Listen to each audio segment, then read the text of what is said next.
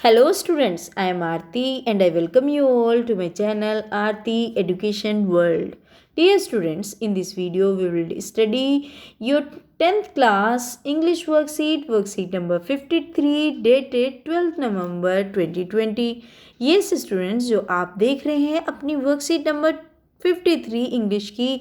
आज इस वर्कशीट में हम पढ़ेंगे आपकी फर्स्ट फ्लाइट का जो चैप्टर 3 पढ़ रहे थे हम, और उसका first part his first flight we have already read. हम पहले से ही पढ़ चुके हैं हिज फर्स्ट फ्लाइट, जो बहुत ही इंस्पिरेशनल चैप्टर था।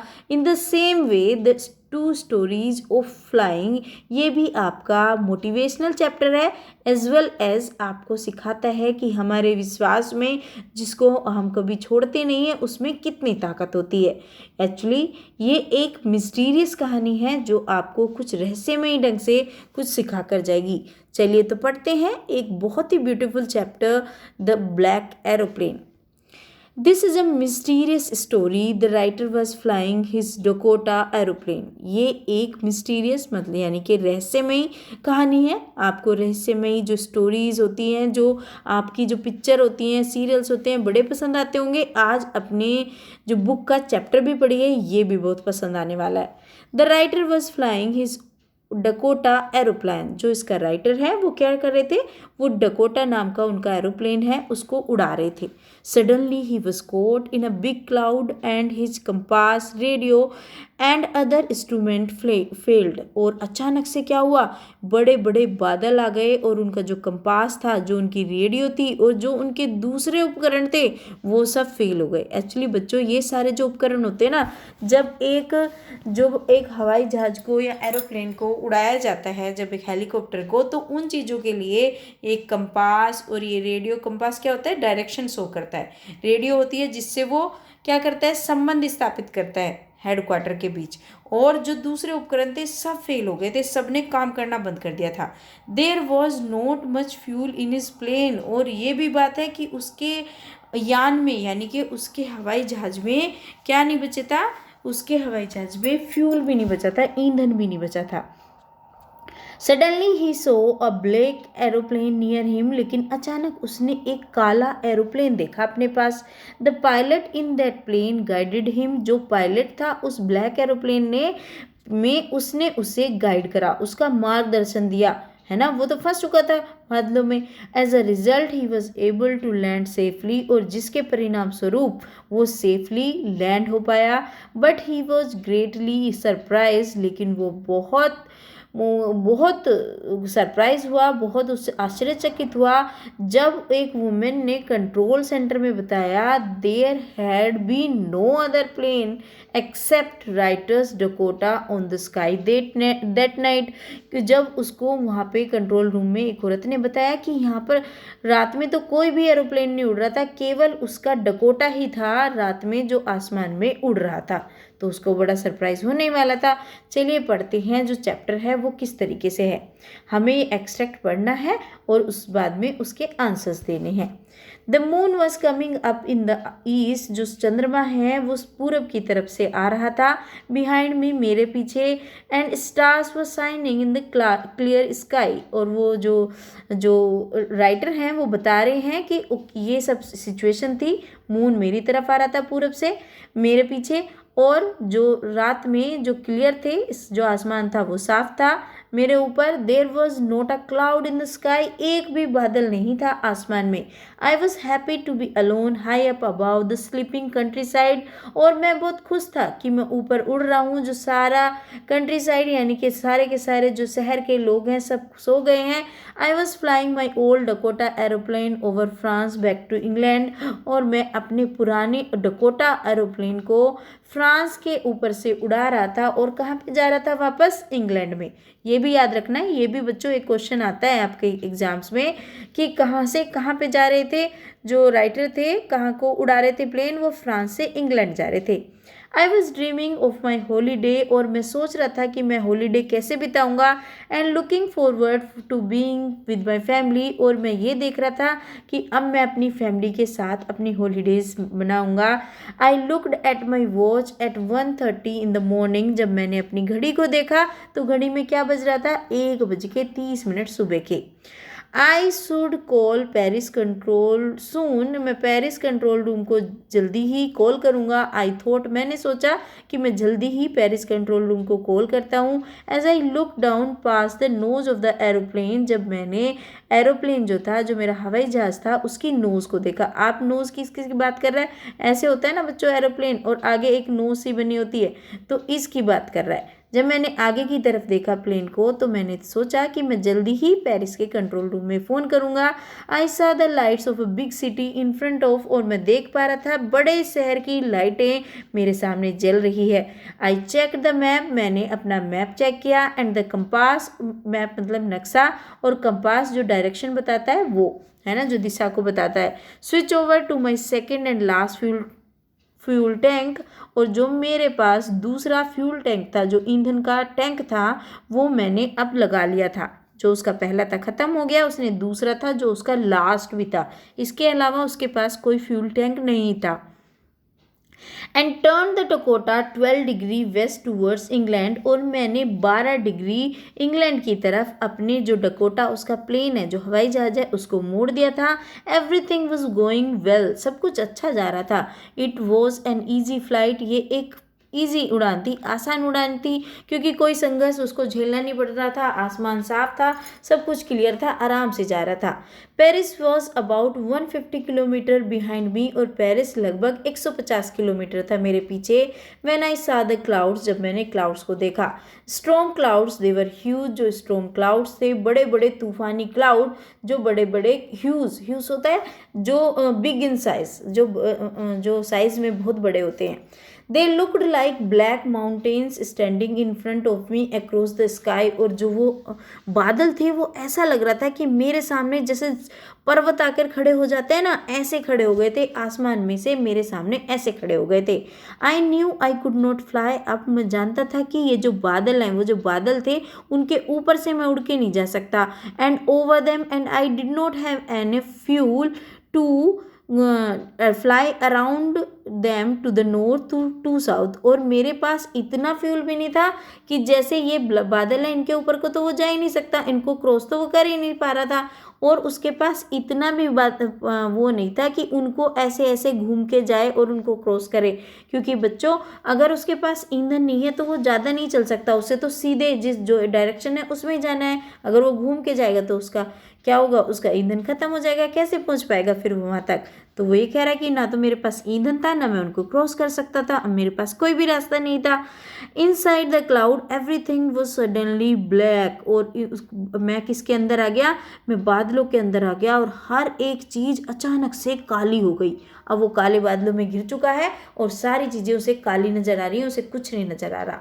It was impossible to see anything outside the aeroplane, और एरोप्लेन के बाहर देखना एकदम असंभव हो गया था, मतलब वो कुछ भी नहीं देख पा रहा था।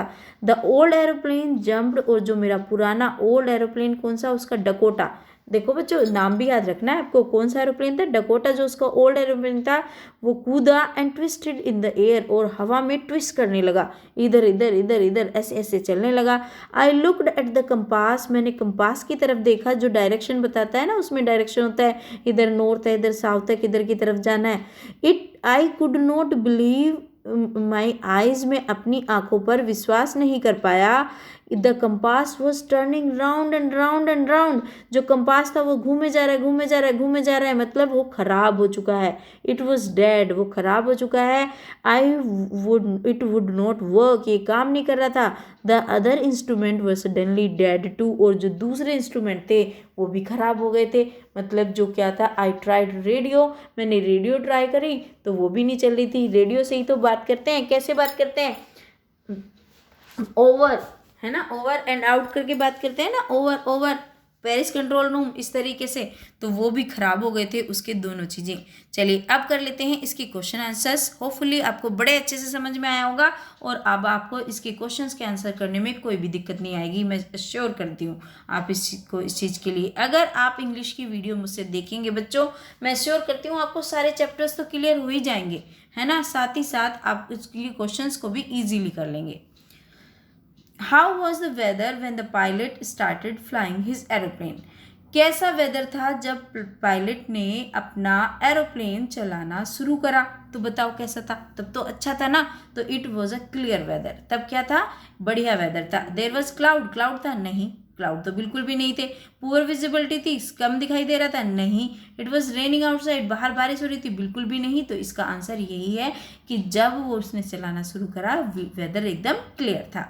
Choose the option that lists the sets of statement that are not true according to the given extract. अब हमें वो ऑप्शन चूज करने हैं जो हमने अभी एक्सट्रैक्ट पढ़ा उसके अकॉर्डिंग सच नहीं है। तो चलिए, the pilot was flying his old Dakota aeroplane over France back to Italy. जो पायलट था अपना ओल्ड डकोटा एरोप्लेन उड़ा रहा था, फ्रांस से इटली वापस आ रहा था? बिल्कुल गलत, क्योंकि वो तो इंग्लैंड जा रहा था। तो ये आपका गलत हो गया। तो ये तो ट्रू नहीं है ना? तो 1 आपका ट्रू नहीं है।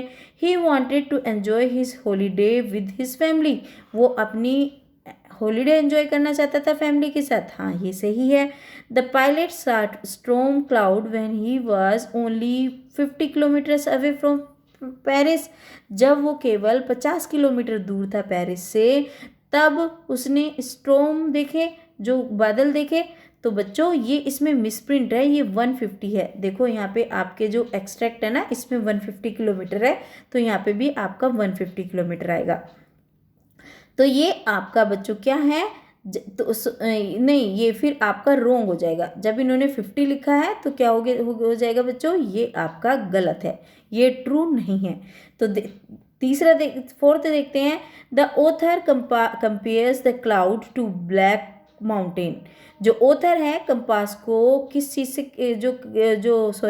किस चीज़ से कंपेयर करता है? क्लाउड्स को ब्लैक माउंटेन से कंपेयर करता है। यस, हाँ, वो क्लाउड्स को यही तो बोलता है कि काले काले बादलों की तरह हो रहा है ना, काले काले पर्वत मेरे सामने आ गए हो, इस तरीके से बादल लड़ गए थे। तो हाँ, ये आपका ठीक है एकदम एक्सट्रैक्ट के हिसाब से। The compass and other instrument of the aeroplane were working well. सारे के सारे जो इंस्ट्रूमेंट थे वो सही काम कर रहे थे? नहीं, ये नहीं, सही नहीं है। तो ये भी गलत है। तो हमारा पहला वाला गलत है क्योंकि वो इटली को नहीं इंग्लैंड को जा रहा था। दूसरा वाला गलत है क्योंकि वो 50 किलोमीटर नहीं था, 150 किलोमीटर था, तो ये भी गलत हो गया तीसरा वाला। और जो आपका 5 वाला गलत, दूसरा सही है हमारा, क्योंकि वो अपनी फैमिली के साथ में बिताना चाहता था। और चौथा भी सही है, उसका जो कंपेयर करता है वो क्लाउड्स को ब्लैक माउंटेन के साथ। तो हमारा पहला सही नहीं है, तीसरा सही नहीं है और 5वां सही नहीं है। तो कौन सा ऑप्शन है? तो हमारा सी ऑप्शन इसमें करेक्ट हो जाएगा। चलिए अब चलते हैं थर्ड क्वेश्चन पे। Third question, which word does country side note correspondent not a synonym to. इनमें से जो कंट्री साइड की उसने बात करी है, कंट्री साइड सब सो रहा था, तो किस किस की बात कर रहे हैं? तो वो लैंड आउटसाइड टाउन और सिटीज़, उसकी बात कर रहा है। हाँ, ये उसकी जो किसकी बात कर रहा है? जो उसका सिनोनियम नहीं है उसकी बात कर रहा है। तो अब देखो इसमें से कौन सा आपका आंसर ठीक हो जाएगा। इसमें से आपका बच्चों आंसर ठीक होगा, करेक्ट ऑप्शन उसका होगा आपका बी, ये आपका बिग सिटी, सी। क्योंकि जो कंट्री साइड है उसका सिनोनियम क्या होते हैं बच्चों? जो आपका जो उसके साइड के जो रूरल एरिया होता है, टेरेन होता है, लैंड होता है, उससे होता है। तो इसका सही ऑप्शन आपका क्या हो जाएगा? जो सिनोनियम नहीं है, सी ऑप्शन हो जाएगा। फोर्थ क्वेश्चन है, describe author's feeling while he was flying his aeroplane back to England. और आपको एक चीज़ और याद रखनी है, ये आपको लिखना है 20 से 30 वर्ड्स में। तो बच्चों इसका आंसर हम किस तरीके से लिखेंगे डियर स्टूडेंट्स? आप इसका आंसर इस तरीके से लिखेंगे। The narrator was filled with happiness and contentment when he was flying his aeroplane back to England. क्योंकि हमें ऑथर की फीलिंग दिखानी थी जब वो एरोप्लेन से जा रहा था इंग्लैंड को वापस। तो क्या लिखेंगे कि वो खुशी से और संतोष से भरा हुआ था जब वो एरोप्लेन उड़ा रहा था, वापस इंग्लैंड जा रहा था छुट्टियां बिताने। 5वां क्वेश्चन है, ये आपको कितने वर्ड्स में करना है? 40-50 शब्दों में लिखना है। लिखा हुआ है क्वेश्चन में कि आपको 40 to 50 वर्ड्स में करना है।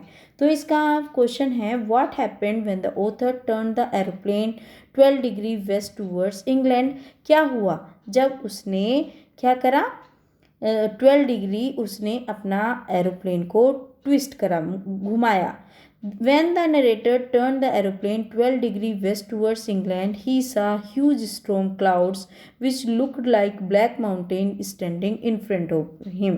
उसने देखा कि वेस्ट टूवर्ड्स इंग्लैंड की तरफ जब उसने 12 डिग्री घुमाया तो उसे बड़े बड़े माउंटेन ब्लैक कलर के उसके सामने खड़े हो गए हैं और फिर एक स्ट्रेंज प्लेन आया उसके सामने और उसको डायरेक्ट करा डायरेक्शन को और पायलट ने फॉलो करा और सेफली अपने जो एयरपोर्ट पर अपने जो एरोप्लेन है उसको लैंड किया।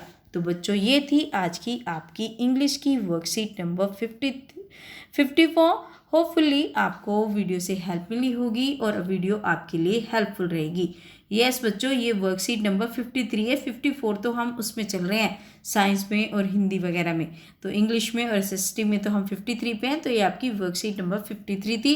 अब आप सब लोग एक एक लाइक कर दो। बहुत मेहनत से मैं आपके लिए वर्कशीट बनाती हूँ बच्चों, और आपको एक प्यारा सा कमेंट भी छोड़ना है। और जो भी बच्चे नए आए हैं चैनल पर, चैनल को सब्सक्राइब कर लो जिससे आपको मेरी वीडियो मिल सके। नोटिफिकेशन बेल भी दबा लेना और अपने ज़्यादा से ज़्यादा फ्रेंड्स को दोस्तों आपको शेयर भी करना है। Thank you students.